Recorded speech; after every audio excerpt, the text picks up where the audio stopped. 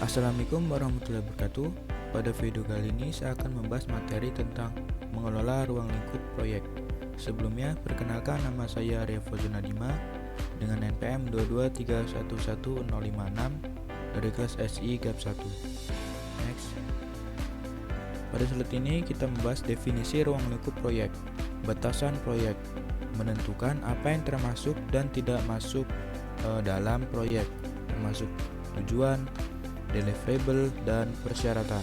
Kemudian tujuan dan tanggung jawab, menjelaskan tugas dan tanggung jawab setiap anggota tim, memastikan semua orang memahami perannya. Kemudian pentingnya pengelolaan ruang lingkup. Yang pertama, kejelasan, kemudian efisiensi dan kontrol.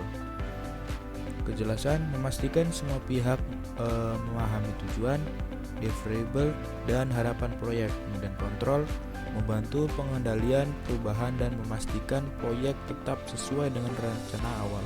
Kemudian efisiensi, mencegah pembengkakan biaya dan waktu dengan menghindari pekerjaan yang tidak perlu. Kemudian identifikasi ruang lingkup, daftar tugas, menentukan semua tugas dan deliverable yang diperlukan untuk penyelesaian proyek. Kemudian jadwal waktu, menentukan jadwal dan tanggal waktu untuk setiap tugas, memastikan semuanya terlaksana tepat waktu.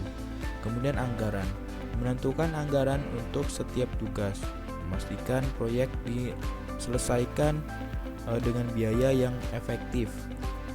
Kemudian verifikasi ruang lingkup. Yang pertama, memastikan semua pihak terkait termasuk stakeholder, klien, dan anggota tim memahami dan menyetujui ruang lingkup proyek. Kemudian menghindari kesalahpahaman dan memastikan semua orang berada di halaman yang sama tentang harapan dan tujuan proyek. Kemudian yang terakhir, menghindari perubahan ruang lingkup yang tidak terduga dan memastikan proyek tetap sesuai dengan rencana awal. Kemudian pengendalian ruang lingkup. Yang pertama, memantau kemajuan proyek secara berkala dan mengidentifikasi perubahan atau deviasi dari ruang lingkup yang tersetujui. Kemudian yang kedua, menerapkan proses untuk meninjau dan menyetujui perubahan ruang lingkup secara formal, memastikan perubahan dilakukan secara terstruktur.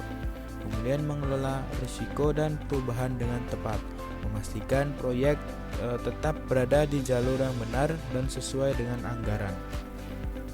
Kemudian teknik pengelolaan ruang lingkup, WBS, memecah proyek menjadi tugas-tugas kecil, memudahkan perencanaan, pengelolaan, dan pelacakan. Kemudian resimetrik, menentukan tanggung jawab, akuntabilitas, konsultasi, dan informasi untuk setiap tugas, memastikan semua orang tahu perannya. Kemudian change management, menetapkan proses formal untuk mengelola perubahan ruang lingkup, memastikan perubahan disetujui dan diimplementasikan dengan tepat. Kemudian tantangan dalam pengelolaan ruang lingkup. Yang pertama, perubahan yang tidak terduga, membuat proyek menjadi tidak terstruktur dan menyebabkan pembengkakan biaya dan waktu. Kurangnya komunikasi menyebabkan kesalahpahaman, konflik, dan hasil proyek yang tidak sesuai harapan. Kemudian kurangnya kontrol membuat proyek menjadi tidak terstruktur dan menyebabkan pembengkakan biaya dan waktu. Kemudian strategi mengatasi perubahan ruang lingkup. Yang pertama, analisis dampak, kemudian penilaian risiko, dan yang ketiga perubahan formal.